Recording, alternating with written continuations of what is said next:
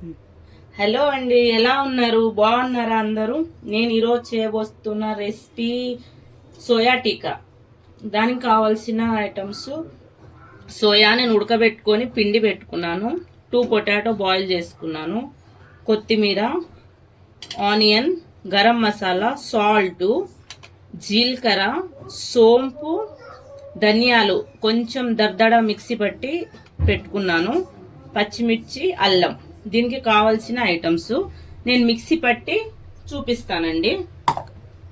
నేను mixie పట్టుకున్నానండి, soya కొంచెం కచ్చాబచ్చా పట్టుకున్నాను. తర్వాత వచ్చేసి పొటాటో వేస్తున్నాను ఉడకబెట్టింది. తర్వాత సన్నగా తరిగిన ఆనియన్, కొత్తిమీర కొంచెం ఎక్కువ వేసుకుంటున్నాను, పచ్చిమిర్చి, అల్లం, జీలకర్ర, ధనియాలు, సోంపు. ఇవి 2 దడదడ మిక్సీ పట్టుకున్నాను, బాగుంటుంది అక్కడక్కడ తగులుతుంటే. లాస్ట్కి వచ్చేసి సాల్ట్, గరం మసాలా కలిపేసుకుంటాం మెత్తగా.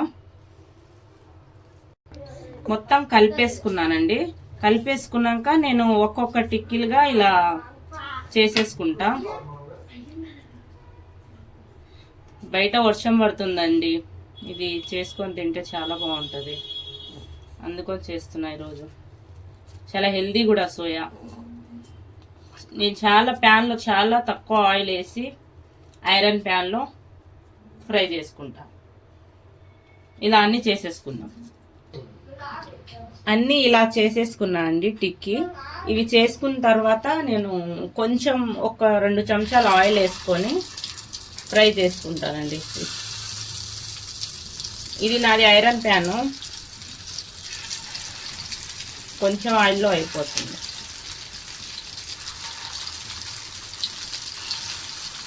ఇటు అటు తిప్పుకుంటూ ఫ్రై చేసేసుకుందాం. మనం ఇటు అటు తిప్పుకుంటూ మీడియం ఫ్లేమ్లో ఇట్లా ఫ్రై చేసుకోవాలండి, గోల్డెన్ కలర్లో. నేను ఇందులో ఎలాంటి రైస్ ఫ్లోర్ అయినా బేసన్ అన్నా ఎలాంటిది వేయలేదు, జస్ట్ ఆలు కోటింగ్తోనే చేసేసాం. బాగుంటుంది, ట్రై చేయండి. మనం ఇప్పుడు బౌల్లో తీసేసుకున్నామండి. నేను ఒకటి ట్రై చేసి చూపిస్తాను, ఎలా ఉంటుందో టేస్ట్ చేసి చూస్తాను.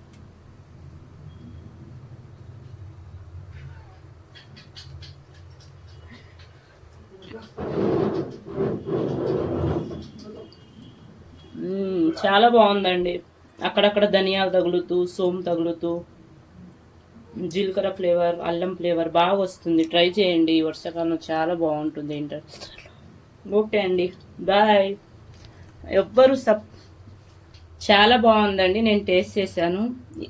లైక్ చేయండి, సబ్స్క్రైబ్ చేయండి. ఎవ్వరు చేసుకోవట్లేదండి, చేసుకోండి. అప్పుడే కదా నా వీడియోలు మీకు రీచ్ అవుతాయి. ఇలాగే సపోర్ట్ చేస్తూ ఉండండి. మరో రెసిపీతో రేపు కలుద్దాం.